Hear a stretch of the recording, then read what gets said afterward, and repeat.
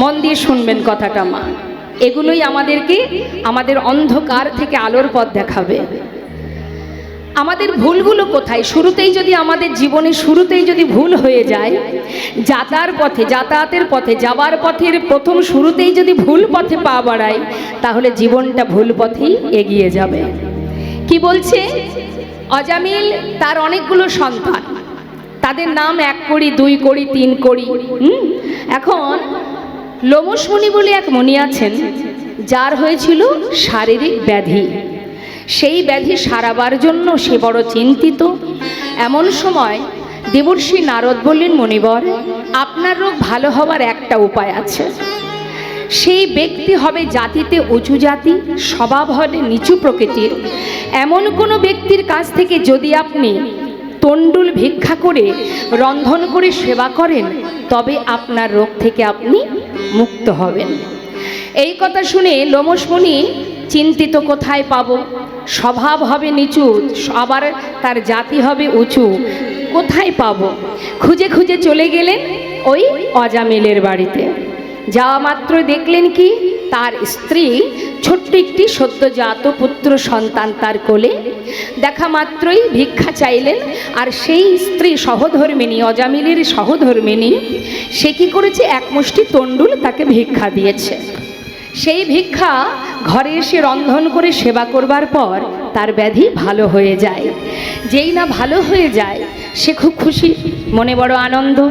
হঠাৎ তার মনের মধ্যে অনুতাপ হচ্ছে যে আমার এত বড় উপকার যে করলো, আর আমি তাকে একটু আশীর্বাদ করে এলাম না, যাই একটু আশীর্বাদ করে আসি। এই ভেবে সে আবার অজামিলের বাড়িতে গেছে। সেই সময় অজামিল তার সন্তানদের নিয়ে ডাকাতি করতে বেরিয়ে গেছে। গিয়ে দেখছে ছোট্ট পুত্র সন্তান কোলে, ছোট্ট শিশু। সামনে যাওয়া মাত্রই ভেবেছে আবার মনে হয় ভিক্ষা নেবে, কিন্তু সেই লোমশ মুনি বললেন, আজ আর আমি ভিক্ষা নেব না মা, আজ আমি খুশি হয়ে তোমাদেরকে একটু আশীর্বাদ করতে এলাম। কি আশীর্বাদ? না, তোমার কোলে যে ছোট্ট শিশু, এই শিশুটিকে আশীর্বাদ স্বরূপ আমি নাম দিলাম, এর নাম হবে নারায়ণ। নেতায় গৌর হরি বল। ছোট ছেলের নাম কি মা? নারায়ণ। আর অন্যান্য ছেলের নাম 1 কড়ি 2 কড়ি 3 কড়ি 4 কড়ি। হ্যাঁ, এইভাবে দিন যায় বাবা। যেতে যেতে অন্তিম সময় চলে এলো, মৃত্যু শয্যায়। দেখছে হঠাৎ যমদূত আসছে তাকে নিয়ে যাবার জন্য। অন্তিম মুহূর্ত শয্যায় শুয়ে চিৎকার করে আর্তনাদ করে ভয়ে ভীত হয়ে ওই যমদূতকে দেখে চিৎকার করে ডাকছে। কাকে? নিজের পুত্রকে। নারায়ণ, নারায়ণ কাছে আয় বাবা, একটিবার কাছে আয়, নারায়ণ আমার কাছে আয়। ভয়ে কাঁপছে, ঠকঠক করে কাঁপছে। চিৎকার করে যখন ডাকছে, সেই চিৎকার শুনে ডাকার মতো ডাকলে যদি কেউ একবার ডাকতে পারে, ভগবান আর সিংহাসনে বসে থাকতে পারেন না। বৈকুণ্ঠের নারায়ণের সিংহাসন টলে গেছে, ভক্ত ডাকছে। দুধ পাঠিয়ে দিয়েছে ভক্তকে নিয়ে যাওয়ার জন্য। সারা জীবনের যত অপরাধ ছিল নিমেষেই সব ধুয়ে মুছে পরিষ্কার হয়ে গেল।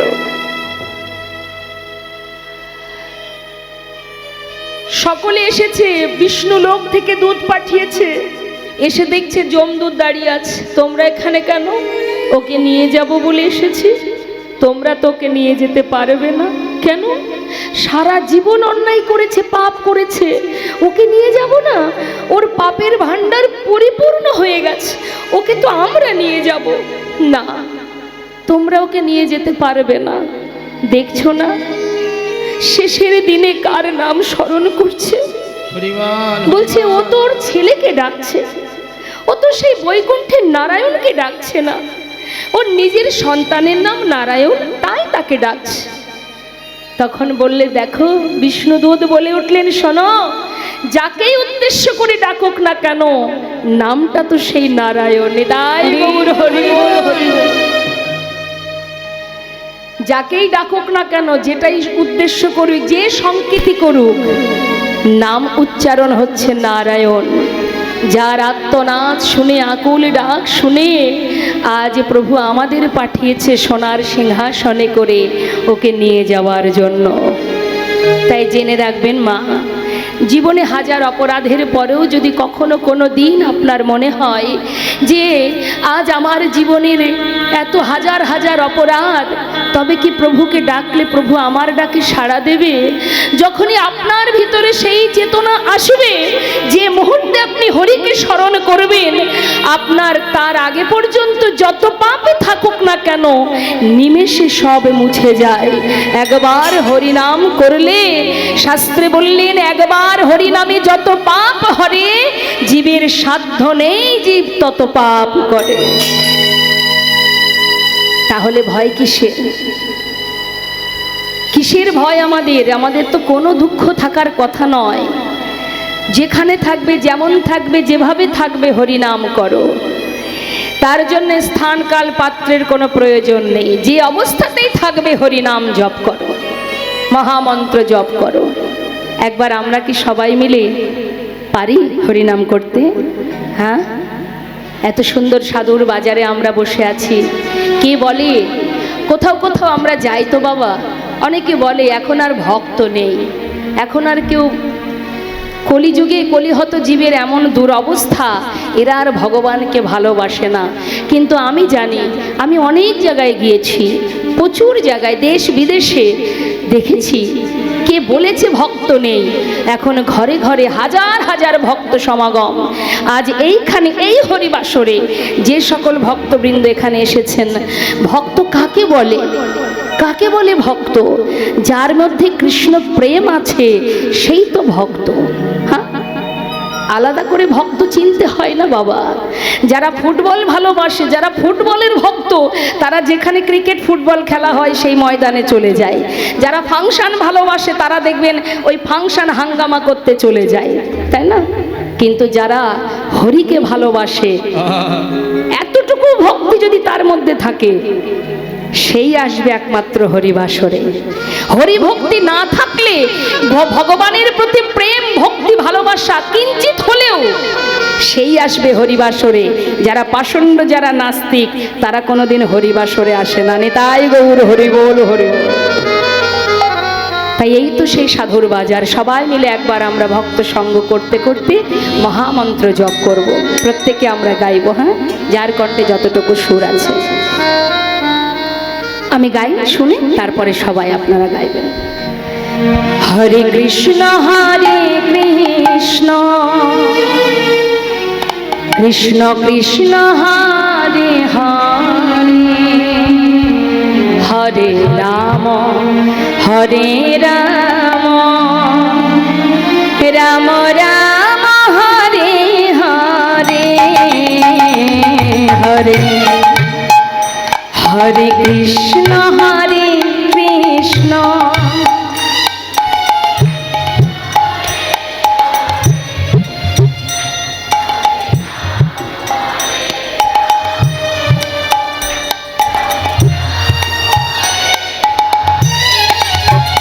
হরে কৃষ্ণ হরে কৃষ্ণ, কৃষ্ণ কৃষ্ণ হরে হরে, হরে রাম হরে রাম, রাম রাম হরে হরে, হরে কৃষ্ণ।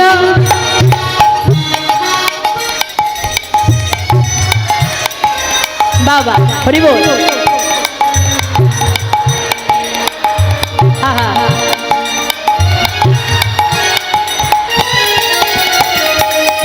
হরে কৃষ্ণ হরে কৃষ্ণ, কৃষ্ণ কৃষ্ণ হরে হরে, হরে রাম হরে রাম, রাম রাম হরে হরে, হরে কৃষ্ণ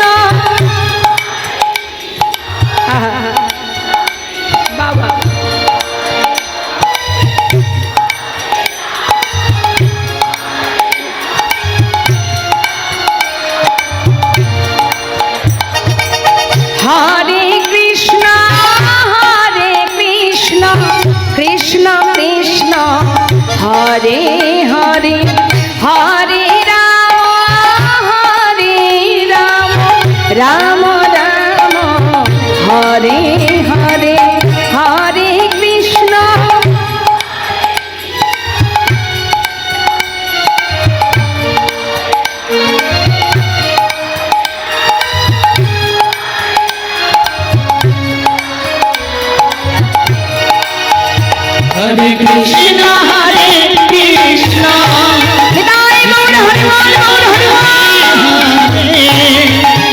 হরে রাম রাম রাম হরে হরে কৃষ্ণ হরে কৃষ্ণ কৃষ্ণ কৃষ্ণ হরে হরে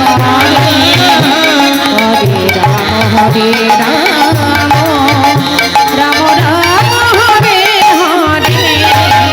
হরে কৃষ্ণ হরে কৃষ্ণ কৃষ্ণ হরে হরে হরে রাম রাম রাম হরে হরে কৃষ্ণ হরে কৃষ্ণ কৃষ্ণ কৃষ্ণ হরে হরে হরে রাম রাম রাম হরে হরে।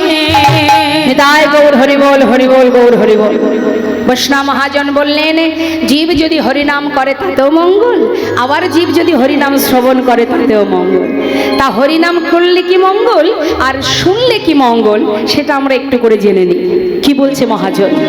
মহাজন বলছেন, যদি হরিনাম কেউ শ্রবণ করে, শ্রবণং মঙ্গলম, শুনলেও মঙ্গল।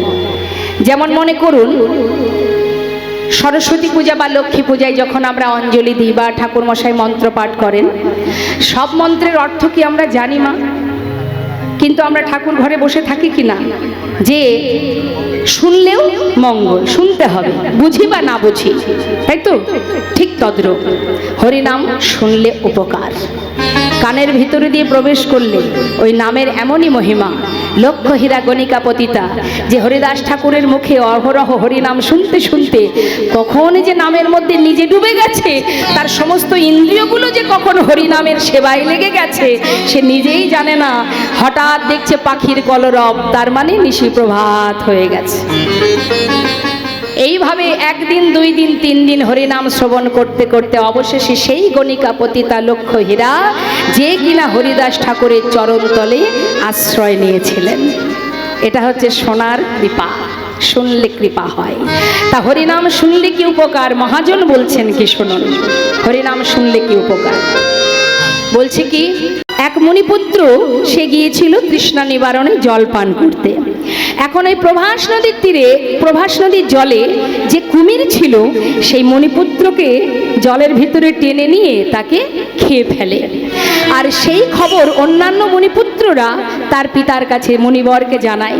মণিবর এসে বললেন যে, তুই আমার পুত্র চিত্রাঙ্গদা, পুত্রের নাম চিত্রাঙ্গদা, যে আমার পুত্রকে তুই প্রাণে মেরেছিস, আমি তোকে অভিশাপ দেব, তোর বক্ষের জল শুকিয়ে যাবে, তোর এই বক্ষের উপরে কুকুর, বিড়াল, পশু পাখি মলমূত্র ত্যাগ করবে।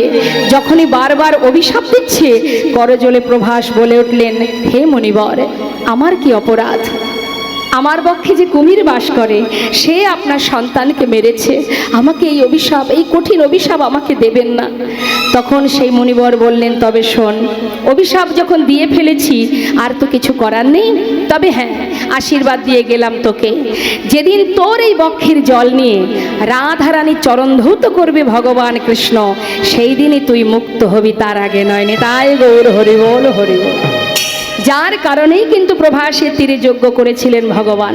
শুধু এটাই কারণ ছিল না মা, আরও কারণ আছে। একটু চলে যাব মহাভারতে, একটু শুনবো। কুরুক্ষেত্রে যুদ্ধের পর হস্তিনাপুরে রাজা হয়েছিল ধর্মরাজ যুধিষ্ঠির। রাজা হবার পর ভগবান কৃষ্ণ রথের উপরে বসে কুন্তী পিসিমাকে ডাকছে, পিসিমা, সারা জীবন কষ্ট করেছ, কষ্টের অবসান ঘটে গেছে, তোমার পুত্র হস্তিনাপুরের মস্ত বড় রাজা। পিসিমা, এবার আমাকে বিদায় দাও, আমি এবার যাই। কুন্তী পিসিমা মনে মনে ভাবছে, কৃষ্ণ যখনই আমাদের ছেড়ে যায় বলে আমি আসি, আজ কেন যাই কথাটা বলল? এমন কথা তো কোনোদিন বলে না। আর যাই কথাটা কেন বললো? যাই কথাটার অর্থ কি? যাই মানে কি মা? দেখবেন বাড়ির বাচ্চারা বাড়ি থেকে বেরোনোর সময় যদি ভুল করে বলে ফেলে যে মা আমি যাই, মায়েরা কি বলে? ওই কথা বলতে নেই, বল আসি। কুন্তী পিসিমা মনে মনে ভাবছে, এই যাই কথার অর্থটা কি? সে কি আর আসবে না? পিসিমা, বিদায় নেবার আগে আমি তোমায় বর দিয়ে যাব। বলো তুমি কি বর চাও? তুমি যা চাইবে আমি তোমাকে তাই দেব। কুন্তী পিসিমা বললে, কৃষ্ণ তুমি আমায় বর দিয়ে যাবে? আজ তো আমার আর দুঃখের কিছুই নেই, সুখের নাগাল পেয়েছি, কোনো দুঃখ নেই আমার জীবনে, দুঃখের অবসান ঘটে গেছে। এত আনন্দ, এত সুখ, তার মধ্যে দিয়ে তুমি আবার আমাকে বর দেবে, যা চাইবো তাই পাবো? কথা দাও কৃষ্ণ, আজ আমি যা চাইবো তাই দেবে তো? হ্যাঁ। বলো পিসিমা তুমি কি চাও? একবার ভাবুন আপনারা, আমরা জীবনে ভগবানের চরণে ফুল তুলসী দিয়ে কি চাই?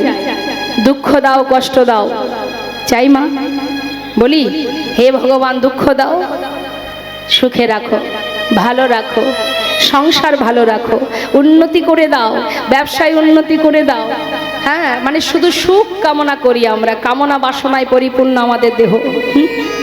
কিন্তু সারা জীবনে যে মা সন্তানদের নিয়ে বনে বনে কাটালো, অবশেষে ছেলে রাজা হলো, সুখের নাগাল পেতে না পেতেই মা বলে উঠলেন, কৃষ্ণ যদি তুমি বরই দেবে তবে এই বর দিয়ে যাও, আর যে কটা দিন এই পৃথিবীতে বেঁচে থাকবো, যে কটা দিন ধরায় আছি, জগতে আর যত দুঃখ আছে, কষ্ট আছে, আর যত যন্ত্রণা আছে, হরিবল হরিবল, সেটুকু তুমি আমায় দিয়ে যাও। পাশে দাঁড়িয়ে ভীম বলছে, মা তুমি এ কি চাইছো মা? এত কষ্ট এত দুঃখ পেয়েও কি তোমার স্বাদ মেটেনি? তুমি আবার দুঃখ চাইছো কেন? মা বললে, ওরে ভীম, এতদিন দুঃখ ছিল বলেই তো কৃষ্ণ আমাদের সহায় ছিল। হরিবল হরিবল, আরে যেই না সুখের নাগাল পেলাম, সেই তো কৃষ্ণ আমাদের ছেড়ে চলে যাচ্ছে বাবা। স্বাদের সোনার সংসার, রাজপ্রাসাদ, এত সুখের মধ্যে যদি কৃষ্ণ চিরতরে হারিয়ে যায়, সে সুখ তো আমি চাইনি বাবা।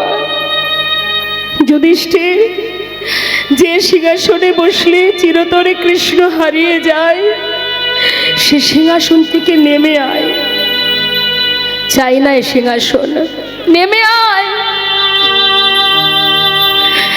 যেমন করে 5 পুত্রের সঙ্গে বন্ধুর মতো ছিল,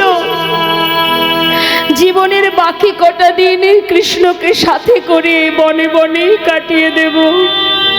আমি সুখ চাই না, যে সুখে কৃষ্ণ নেই সে সুখ আমি চাই না।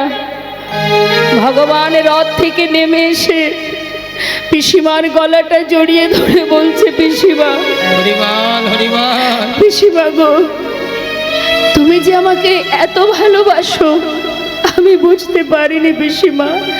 আমার কারণে সোনার সিংহাসনে ত্যাগ করবে না?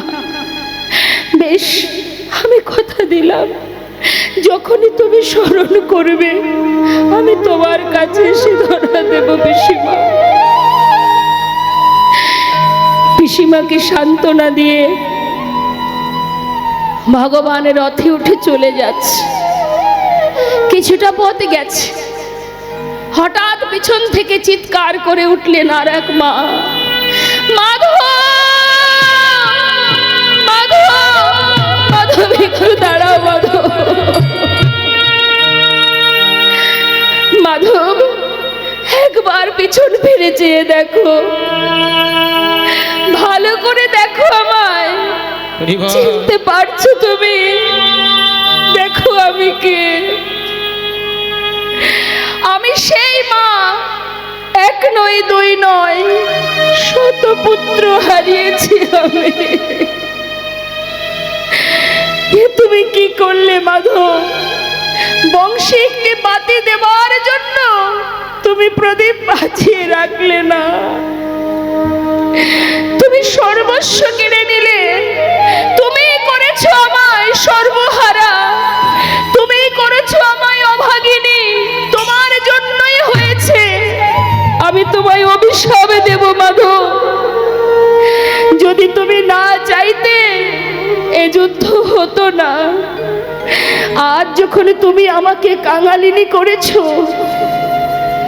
আজ আমি সুবল কন্যা, আমি তোমায় অভিশাপ দিলাম, তোমার এই যদু বংশ ধ্বংস হয়ে যাবে, একটা দ্বীপও বেঁচে থাকবে না, তোমারও মৃত্যু হবে এক ব্যাধের হাতে। যখন অভিশাপ দিচ্ছে মা, সবাই ছুটে গিয়ে মাতা গান্ধারীকে জড়িয়ে ধরে বলছে, মা তুমি অভিশাপ দিও না মাধবকে, মা তুমি ফিরিয়ে নাও। ভগবান রথ থেকে নেমে এসে বললে, তোমরা সবাই শান্ত হও, বাধা দিও না, বলতে দাও, বলতে দাও। কুরুক্ষেত্রে ধর্মযুদ্ধে জয়ের আনন্দ যেমন আমি পেয়েছি, তেমনি যারা পরাজিত হয়েছে সেই পরাজয়ের যন্ত্রণাও আমি পেয়েছি। সকলে মায়ের আশীর্বাদ যেমন আমি পেয়েছি, তেমন সকল মায়ের অভিশাপ সেও আমি মাথায় নিতে চাই। তোমরা মাকে কিছু বলো না, তাকে বলতে দাও। মাতা গান্ধারীর কাছে এসে বলে উঠলেন, তাই হবে মা, তাই হবে।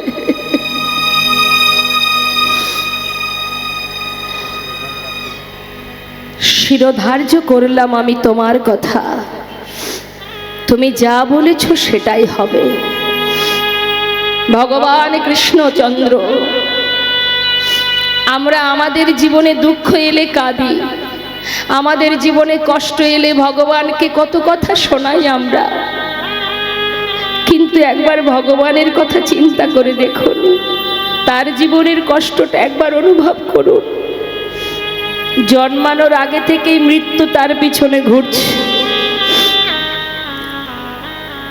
তার কারণে তার নিজের মাতা পিতাকে কারাগারে আবদ্ধ থাকতে হলো। জন্মানোর সাথে সাথে মা বাবাকে দেখতে পাওয়ার আগেই তাকে মাথায় করে নিয়ে চলে গেল গোকুলে, মাতা পিতাকে হারালো। যে মা লালন পালন করলেন, সেখান থেকেও সেই মাকেও হারিয়ে জীবের জন্য, জীবের কল্যাণের জন্য তার দায়িত্বের পরে দায়িত্ব, দায়িত্বের পরে দায়িত্ব চলে গেল মথুরায়, মা বাবাকে মুক্ত করে দিল। সেখান থেকে দ্বারকা এসে ধর্মযুদ্ধে রাজত্ব করতে লাগলেন গোবিন্দ। সেখানেও মাতা গান্ধারীর অভিশাপে একটু একটু করে ওই দ্বারকাধীশ জলের তলায় চলে গেল, অবশেষে ব্যাধের হাতে প্রাণ হারালো। আমরা শুধু আমাদের কষ্টটা ভাবি, যে মা যশোদা ভগবানকে সন্তান রূপে কোলে পেয়েও মা কোনোদিন শান্তিতে ছিলেন না।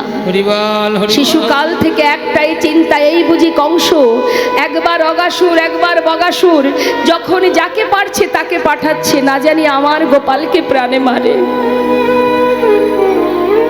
5 বছরের ছোট্ট ছেলে প্রহ্লাদ ভগবানকে ভালোবাসতো বলে তাকে তার নিজের পিতা বারবার প্রাণে মারতে চেয়েছে। রক্ষা করেছে কে? যিনি রক্ষাকর্তা। জীবনে যাকেই তুমি ভরসা করো না কেন মা, মালিক কিন্তু একজনই তোমাকে রক্ষা করার, আর কেউ রক্ষা করতে পারবে না। কখনো কখনো আমরা দুঃখ পাই, মা আমার কেউ নেই, আমার কেউ নেই, বলি না আমরা, আমার এ জগতে কেউ নেই। কেউ নেই ঠিকই, একজন কিন্তু আছে, যার সবাই থাকতেও তার পাশে ছিল না। যেমন রাজসভাতে যখন কিনা মাতা দ্রৌপদীর বস্ত্রহরণ হয়, তখন সেখানে কারা ছিল? সবই তো তার ঘরের জন, 5টি স্বামী, গুরুজন, সবাই তো ছিলেন, আপনজনই তো ছিলেন, তা সবই তো তার আপনজন। তারা থেকেও তাকে, সেই সতী রমণী মাতা দ্রৌপদীর মান সম্মান রক্ষা করতে এগিয়ে এসেছিল কেউ? সবাই থাকতেও কেউ আসেনি, কে করেছিল অবশেষে রক্ষা? ভগবান কৃষ্ণচন্দ্র। নিতাই গৌর হরি বল, হরি বল। তাহলে কার উপরে ভরসা? কোথায় করছো ভরসা? মানুষ যখন তখন যে কোনো পরিস্থিতিতে বদলে যায়, কিন্তু একজন বদলায় না, যে তোমাকে ধরাতে পাঠিয়েছে আবার নিয়ে যাবে। সে অহরহ তোমার কাছে ছায়ার মতো আছে, শুধু দেখার নয়ন নেই, তাই তুমি দেখতে পাচ্ছ না। যে দেখেছে সে চলে গেছে। শ্রী গৌরাঙ্গের মধুর লীলা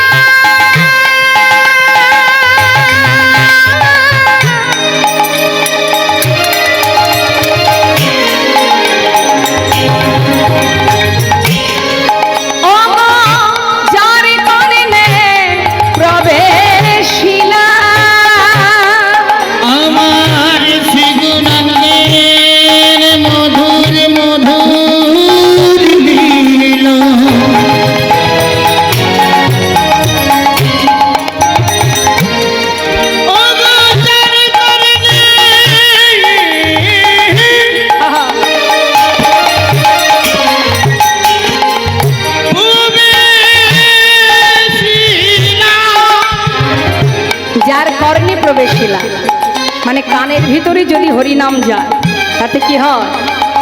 হৃদয় নির্মল ভেলতা, হৃদয় নির্মল ভেলতা, অজ্ঞান ধার যায় গো দূরে, অজ্ঞান ধারে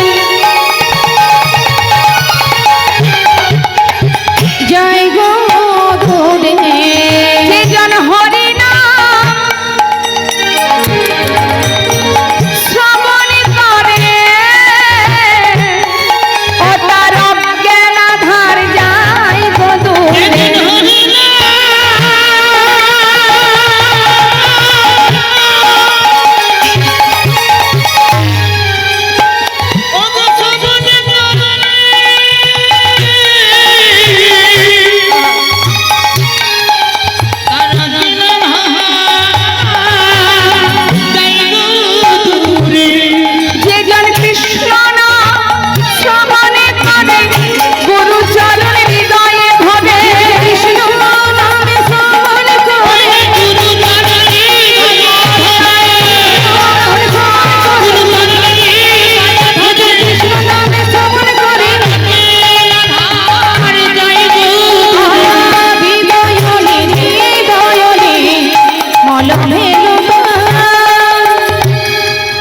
অজ্ঞানতার অন্ধকার দূরীভূত হয় হরিনাম কৃষ্ণ নাম লীলা কথা শ্রবণ করলে।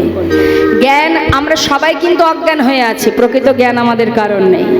এই অজ্ঞানতার অন্ধকার দূর হবে কখন? আমি যখন আমাকে চিনতে পারবো, জানতে পারবো আমি কে, কে আমার কেন মরে যারে তপত্রয়। যেদিন আমি আমাকে জানতে পারবো সেদিন ভগবানকে জানতে পারবো। সবাই আমরা অজ্ঞান হয়ে পড়ে আছি, ভেবেছি সংসার আমার, বিষয় সম্পদ আমার, কিন্তু একবারও গভীরভাবে আমরা ভাবি না মা যে সত্যি কি এরা আমার? হ্যাঁ, কে মালিক?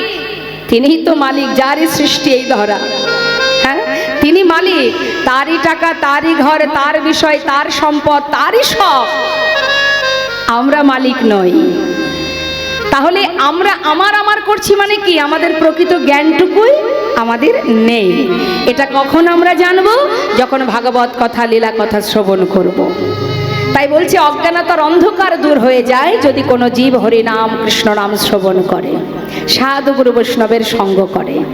আর হরিনাম গাইলে কি হয় না, বললেন যদি কেউ গৌর হরির নাম বদনে নাম করে, হরিনাম করে, যে গৌরঙ্গের নাম লয় তার হয় কৃষ্ণ প্রেমোদয়, কৃষ্ণ প্রেমের উদয় হয়।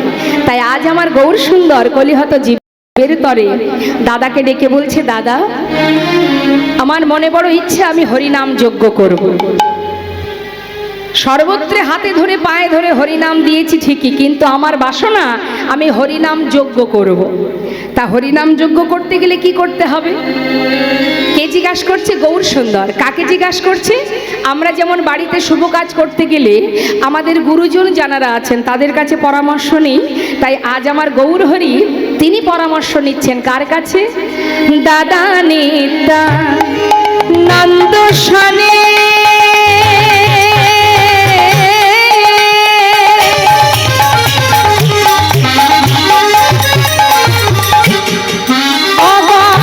বিচার করিয়া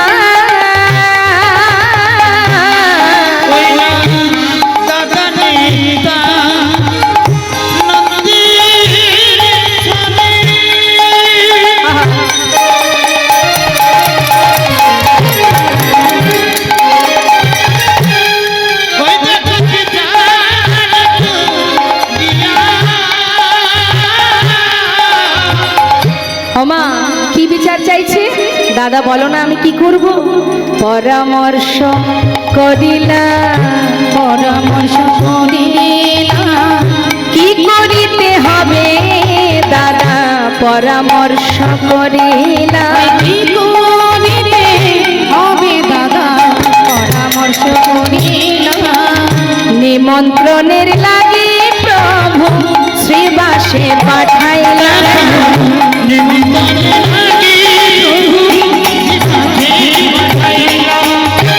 নিতাই চাঁদ বলে উঠলেন, অনিমায় যদি হরিনাম যজ্ঞ করতে চাস ভাই, সবার আগে সাধু গুরু বৈষ্ণব, নবদ্বীপের যত সাধু গুরু বৈষ্ণব আছে সবাইকে নিমন্ত্রণ করতে হবে, কাউকে বাদ দেওয়া যাবে না। বেশ দাদা, তাহলে নিমন্ত্রণের দায়িত্বটা কে নেবে?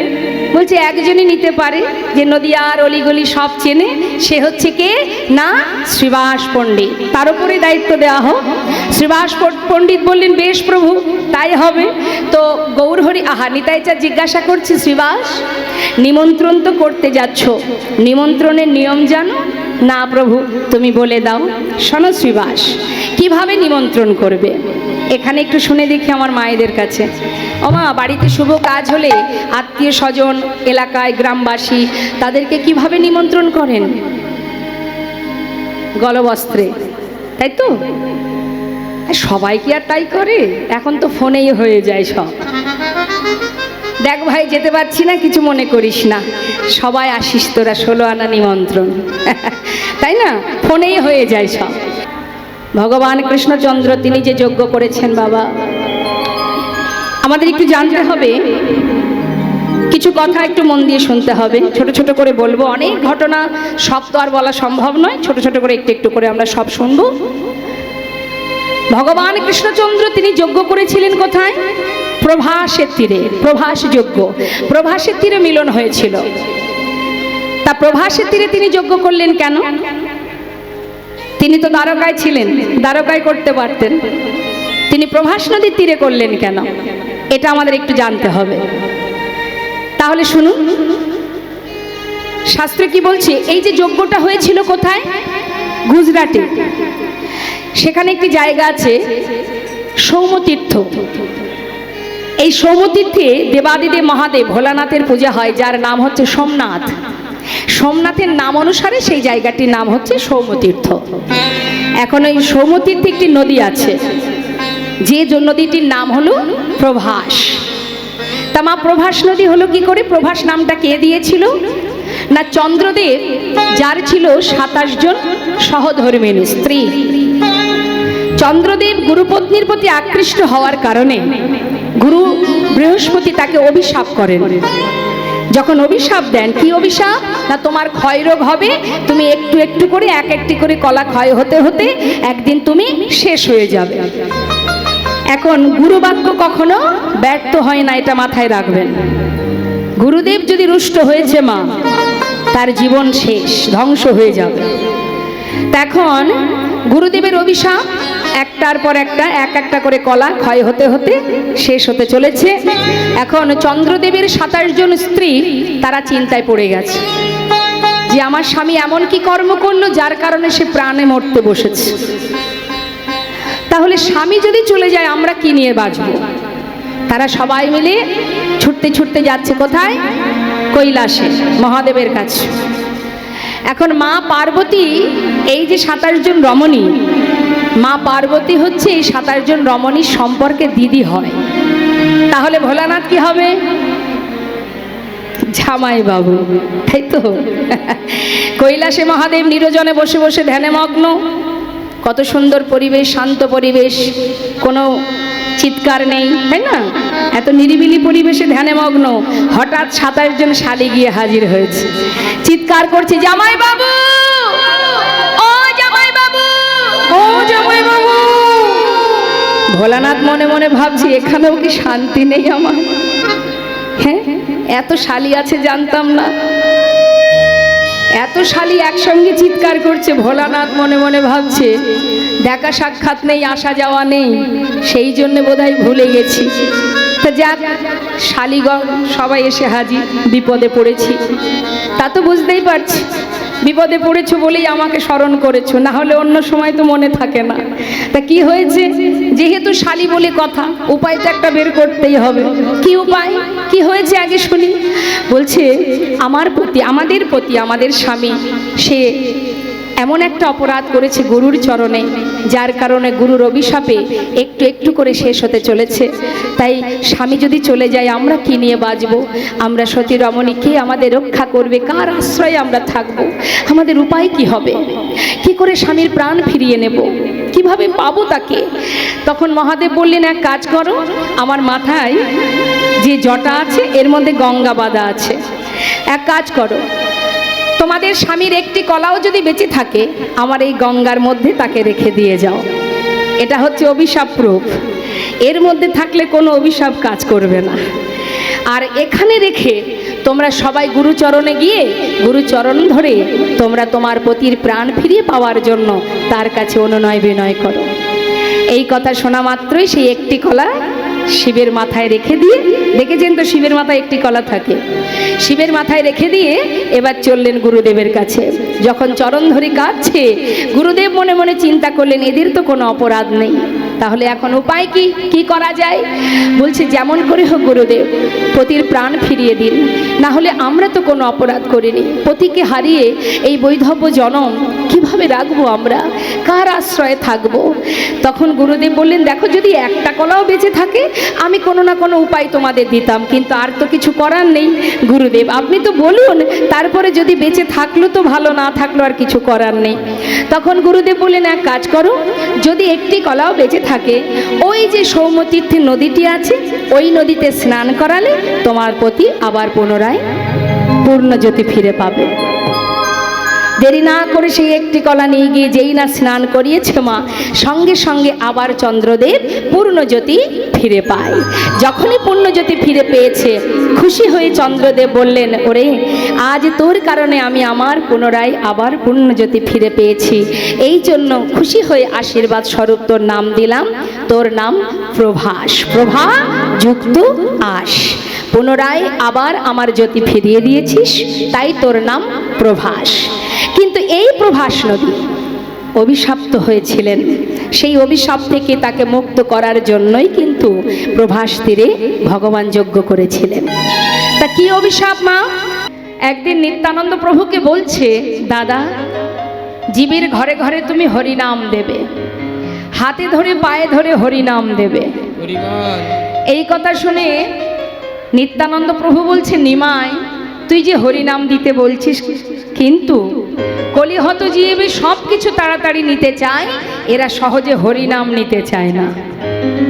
এদের কাছে হরিনামটা একটা তিতো স্বরূপ।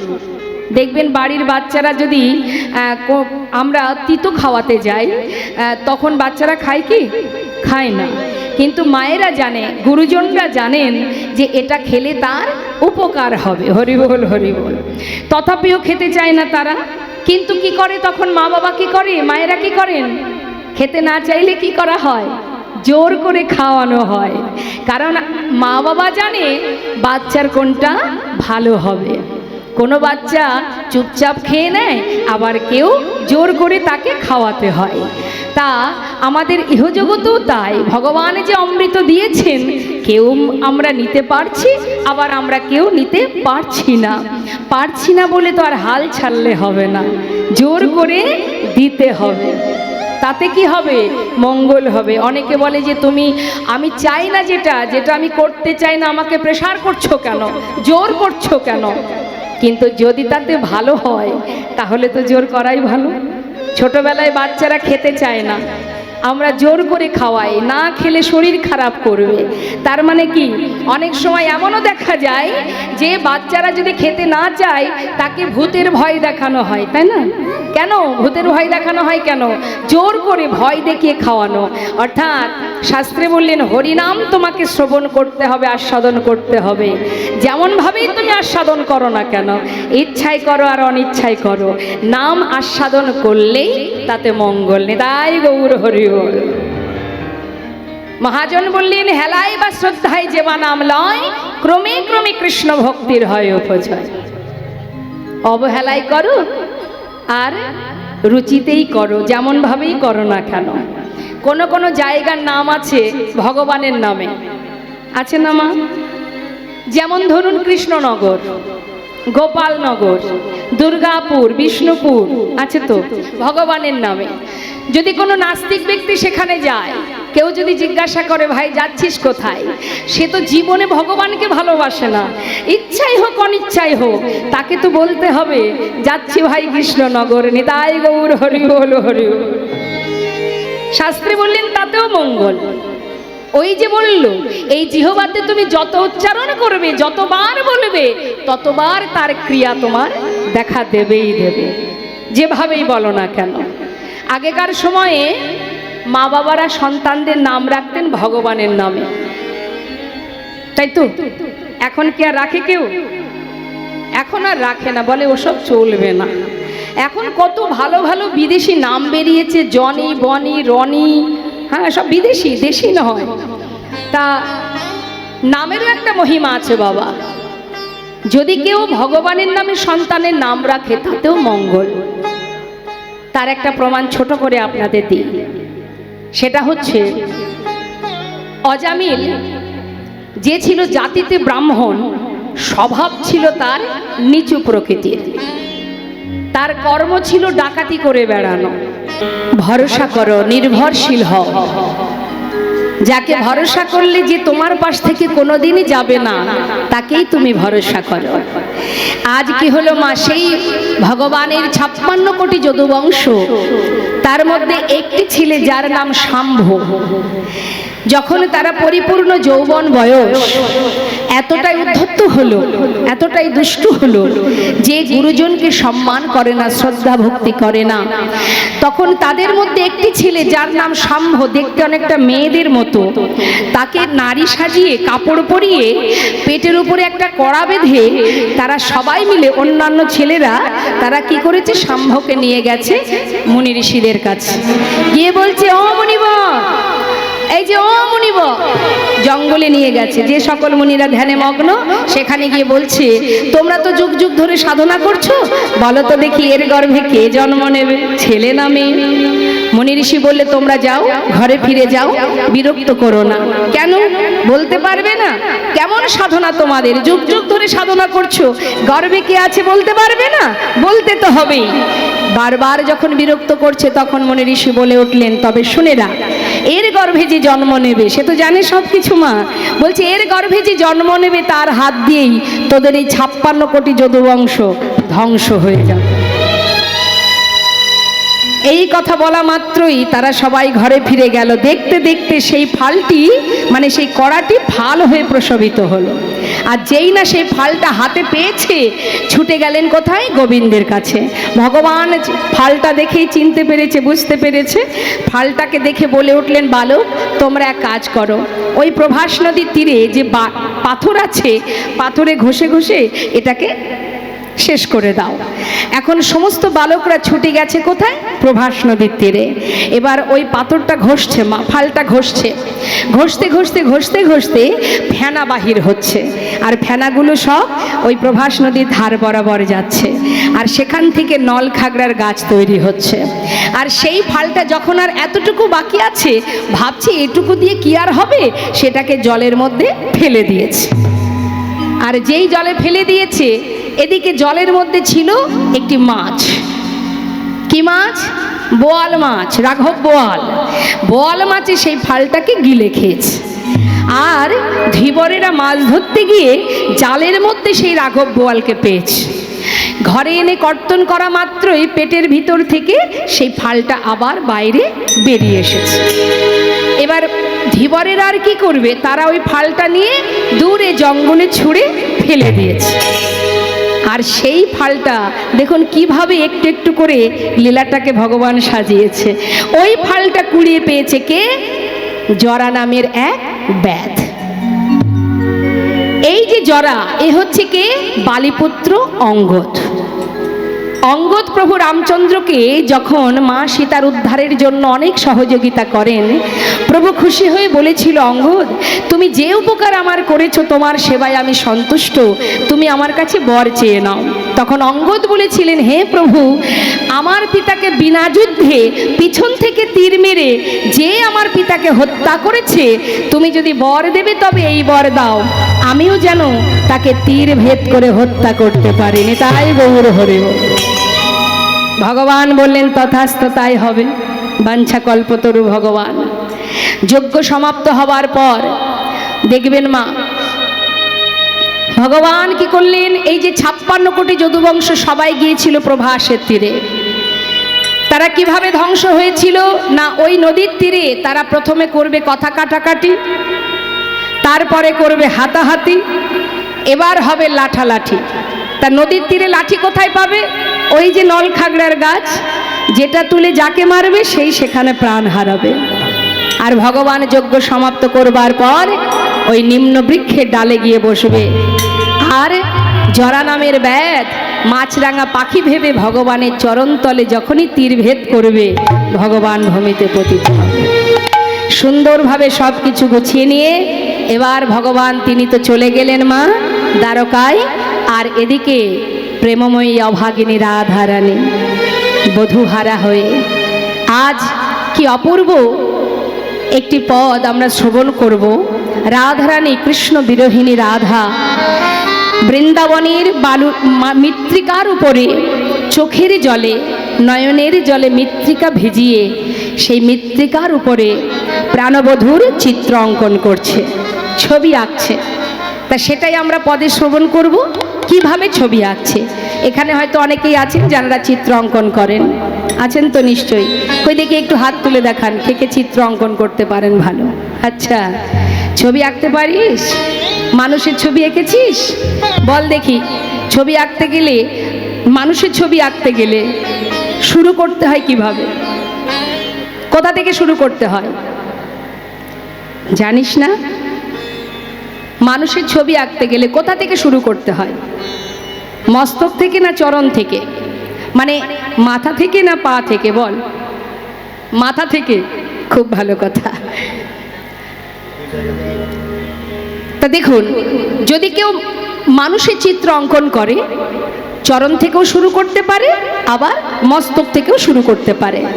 তা আমার রাধারানীও চিত্র অঙ্কন করছে, সেটা আমরা পদের মধ্যে শুনবো, মন দেবেন কি বলছি। কৃষ্ণ কৃষ্ণ বলি কাঁদে বাহু তুলি, মরমে দারুণ ব্যথা। কৃষ্ণ কৃষ্ণ বলি কাঁধে বাহু তুলি, মরমে দারুণ ব্যথা। মৃত্তিকায় পদে মূরতিয়া গিয়া, কহায়ে তার শনে কথা। মৃত্তিকার উপরে মূরতি আঁকিয়া, কহে তার শনে কথা। বলে একবার বধূ তুমি কথা বলো,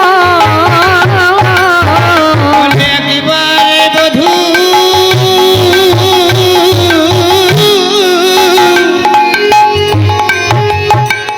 তুমি কথা বলো।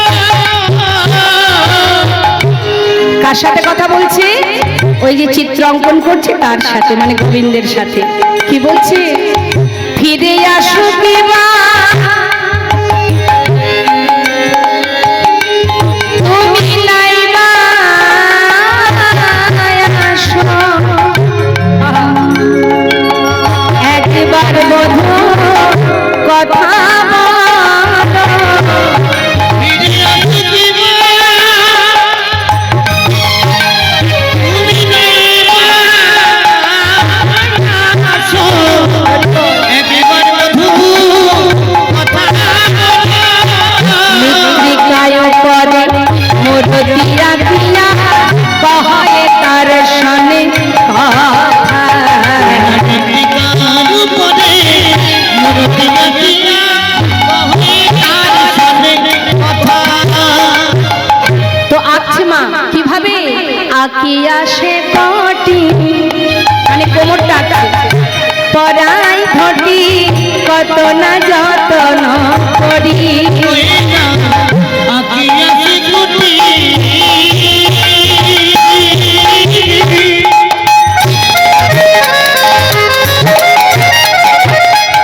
মায়া ধতি কত না করি। কোমরটা এঁকেছে, তারপরে আবার ধটি বেঁধে দিয়েছে। যেই না ধটি বাঁধা হয়ে গেছে, তারপরে কি আঁকছে? নাভি সরোবর আকিল তারে পথ কত না যতন করি।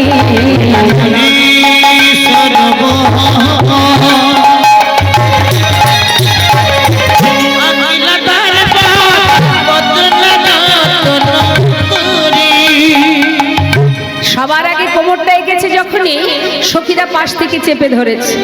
রাধারানী, এই রায়, বলি এই রাধে, কি হলো বল দেখি তোর, এটা কেমন আঁকা ছিরি বল? আরে বাবা, গুরু ধরে অঙ্কন শিখেছিলি, সব ভুলে গেলি? কিরে, এইভাবে কেউ অঙ্কন করে? হয় মস্তক থেকে, না হয় চরণ থেকে, মাঝখান থেকে কেউ আবার চিত্র আঁকে বুঝি? কি হয়েছে তোর, একটু বলবি? কিরে বল গাই, কি হয়েছে তোর, সব ভুলে গেছিস? প্রেমময়ী রাধারানী বলেছে সখী রে,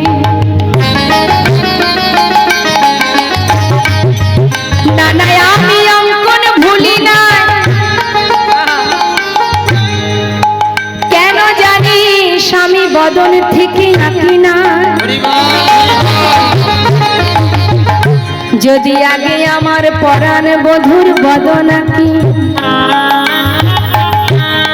ওই জোড়া ভুরু যার বাবা নয়, যদি একবার আমার চোখে যায়, আমার দুটি নয়ন জলে ভরে যায়, আমি কেমন করে চিত্র অঙ্কন করব?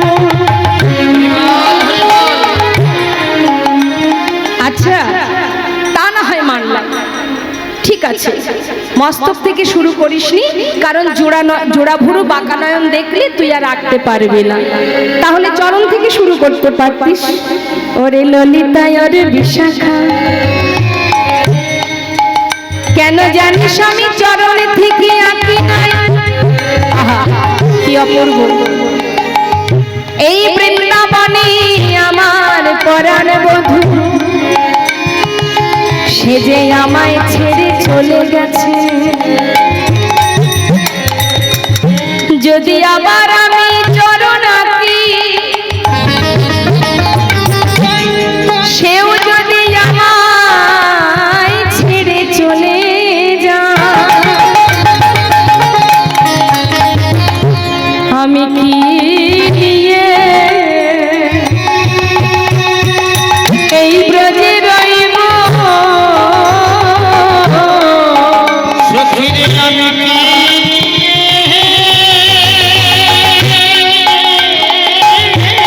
হরি বল, হরি বল। আমি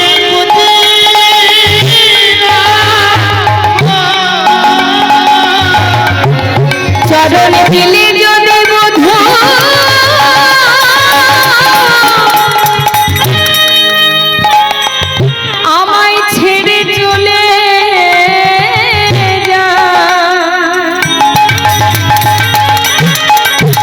সখীরে কি নিয়ে এই ব্রজে রইব চরণ দিলে মধু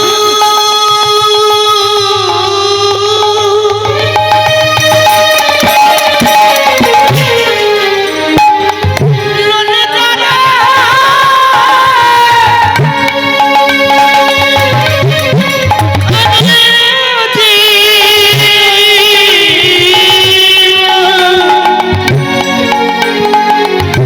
আমি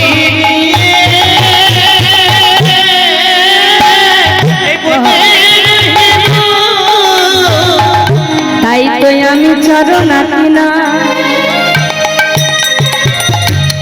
সখীগণ বলে উঠলেন, রাধে রাধে, তোর মতো হরিদাসী, তোর মতো কৃষ্ণদাসী আর কে হতে পারে বল সখী।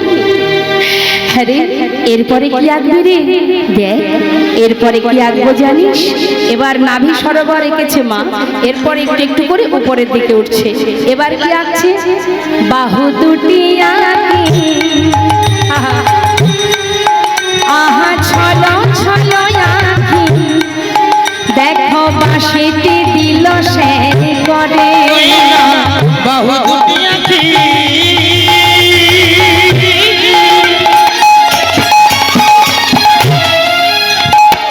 চলো চলো আঁখি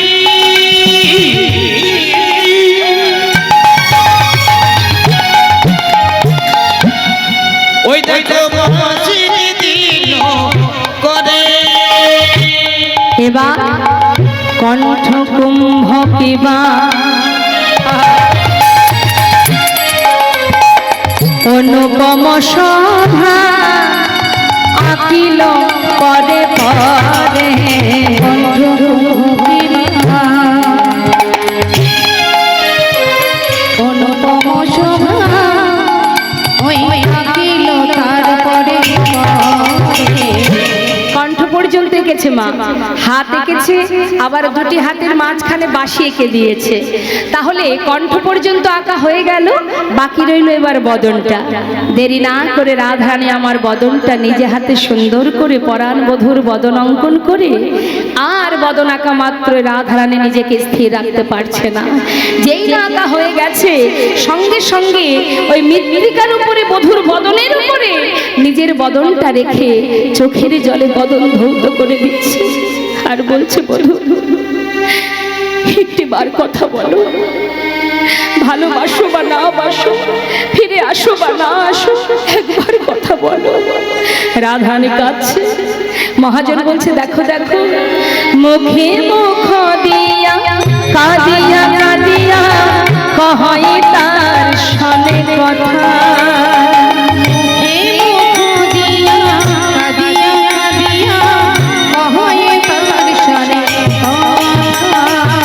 কহে যদুনা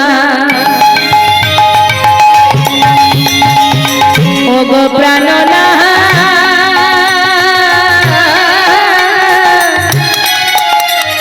দেখো গো রাধার ব্যথা। ওহে যদুনা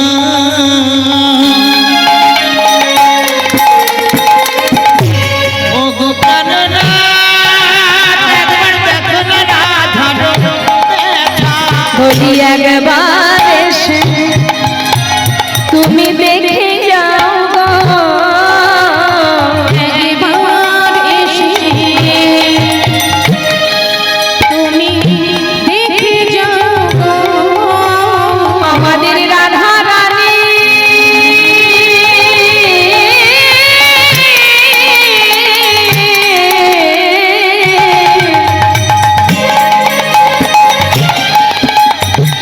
ও গো রাধা রানী কেমন আছে, তুমি একবার এসে দেখে যাও গো, আমাদের রাধা রানী।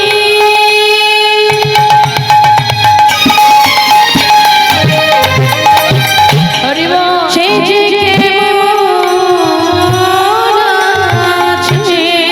বলো কেমন করে বাজবে মন,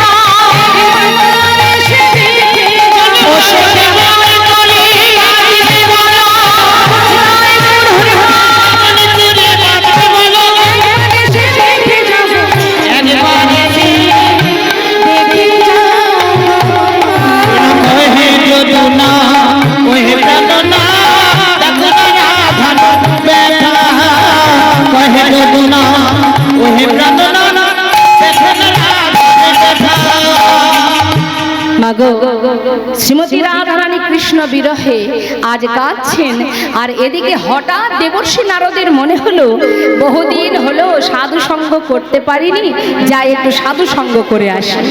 তাই দেবর্ষি নারদ সে সাধু সঙ্গ করবে বলে যাচ্ছে কোথায় না বৃন্দাবনের দিকে।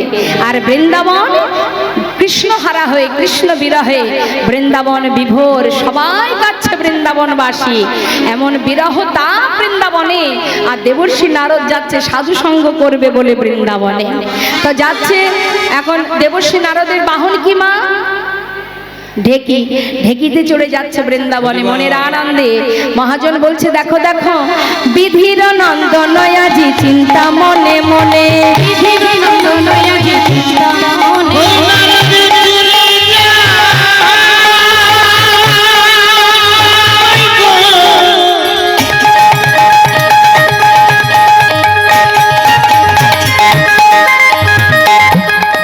ওই বৃন্দাবনের পথে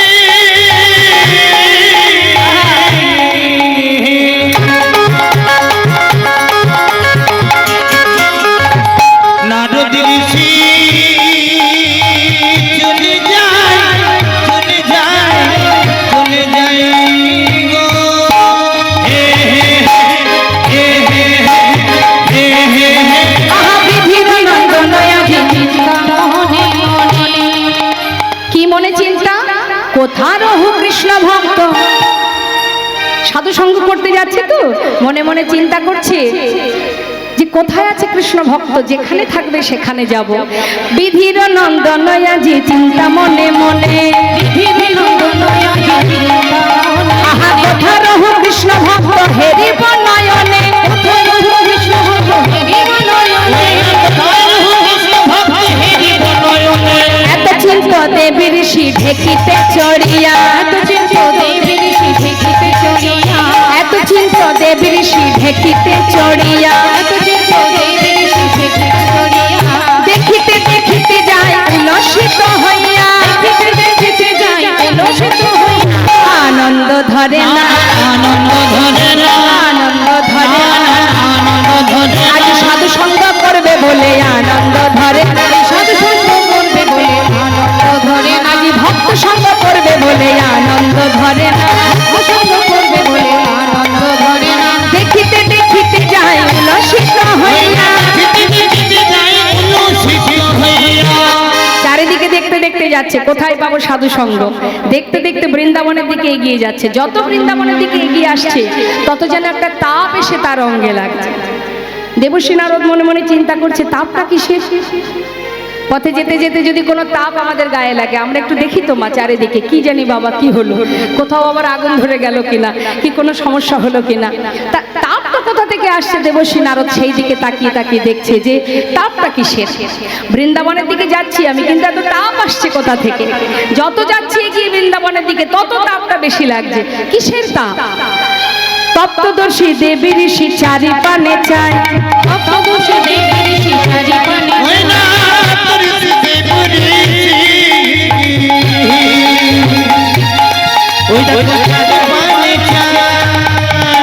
কোথা হতে তাপ আসে লাগে মোর গায়, কোথা হতে তাপ আসে লাগে মোর গায়।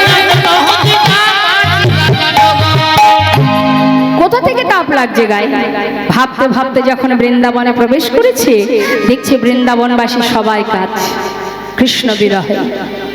দেবর্ষি নারদ মনে মনে ভাবছে আমি ভেবেছিলাম যে আমার মতো ভক্ত প্রভুর আর কেউ নাই। বৃন্দাবনে না এলে জানতে পারতাম না যে প্রভু আমি আর কতটুকু ভালোবাসি, তার থেকে বেশি ভালোবাসে বৃন্দাবনবাসী। নিতাই গৌর হরি বল হরি বল। এ আমি কি দেখছি প্রভু, তুমি সবাইকে কাঁদিয়ে সেই দ্বারকায় রাজা হয়ে কত সুখে আছো তুমি, আর কতজনকে কাঁদাবে তুমি। যত কাঁদাচ্ছ তুমি তত যে তোমার অভিশাপ লাগছে। হে তুমি কেন করছো? আমিও দেখতে চাই প্রভু, তোমাকে যে ভালোবাসে তাকে কি এমন করে কাঁদতে হয়। আজ আমি দেবর্ষি নারদ, আমি দেখতে চাই যে সমস্ত বৃন্দাবনবাসীকে কাঁদিয়ে নিজে দ্বারকায় রাজা হয়ে কত সুখে তুমি বিরাজ করছো। দেবর্ষী নারদ বলছে, ওরে বীণা রে, সবাই কাঁদছে, মাতা যশোমতী, নন্দ মহারাজ, ব্রজবাসী, ব্রজবাসিনী, সখাগণ, এমনকি পশু গাভীগণ, সকলে সখীগণ, রাধারানী, সবার কান্না দেখে দেবর্ষী নারদ বলে উঠলেন, ওরে বীণা, যে নাম করলে কাঁদতে হয় সেই নাম ভুলে যা, আজ থেকে তুই আর এই নাম গাইবি না, আজ থেকে রাধা নাম জপ করেন। তাই গৌর হরি বল। বীণাকে বলছি, নে বীণা, আজ থেকে রাধা নাম গাইবি, প্রভুর নাম আর করবি না। বল বল যন্ত্র রাধা নাম মন্ত্র, বল বল যন্ত্র এই রাধা নাম মন্ত্র, যাগ যজ্ঞ ব্রত পূজা কিছু নাহি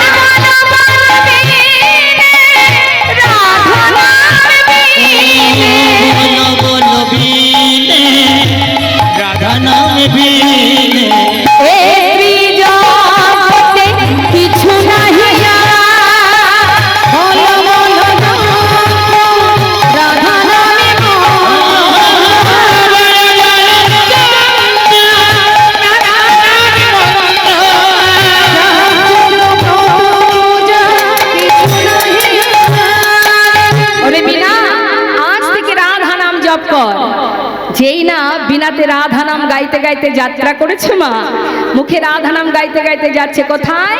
দ্বারকাভিমুখে। দেখতে চাই প্রভু তুমি কত সুখে আছো।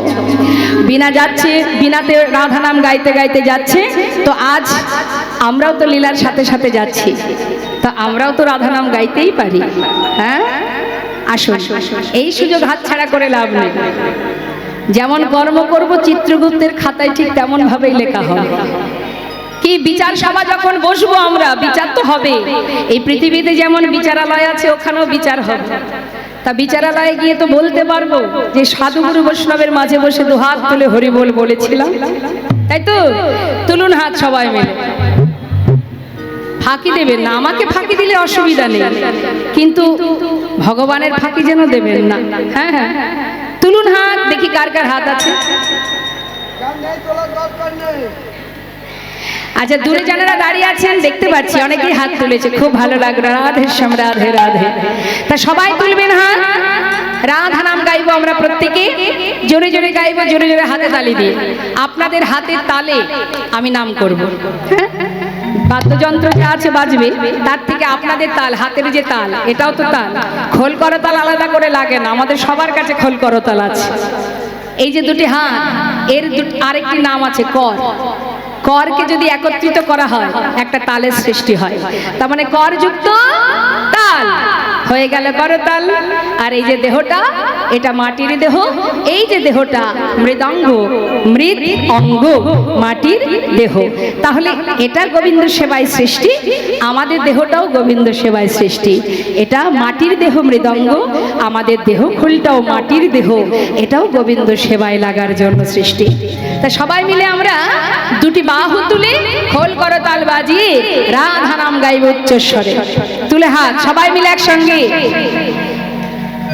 রাধে রাধে রাধে রাধে রাধে রাধে বল, রাধে রাধে রাধে রাধে রাধে রাধে বল, বলো রাধে রাধে রাধে রাধে রাধে রাধে বল, রাধে রাধে রাধে রাধে রাধে রাধে বল।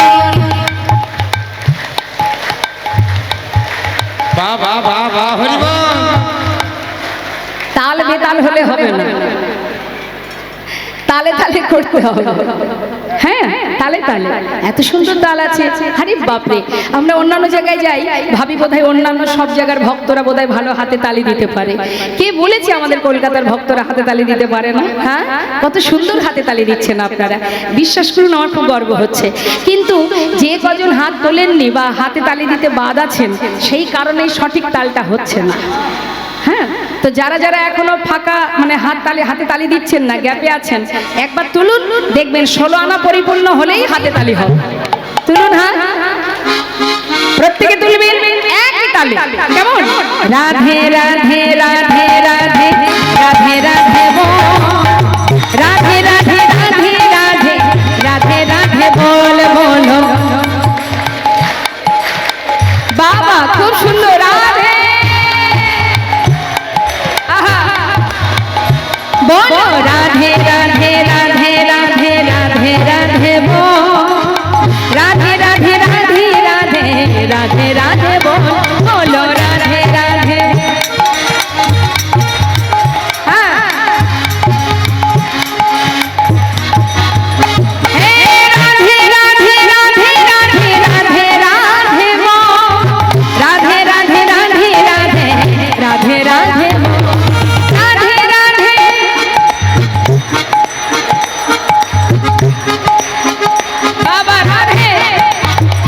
बोलो राधे राधे आहा राधे राधे राधे राधे राधे राधे बो राधे राधे राधे राधे राधे राधे बोलो राधे राधे राधे राधे राधे राधे बो राधे राधे राधे राधे राधे राधे बो।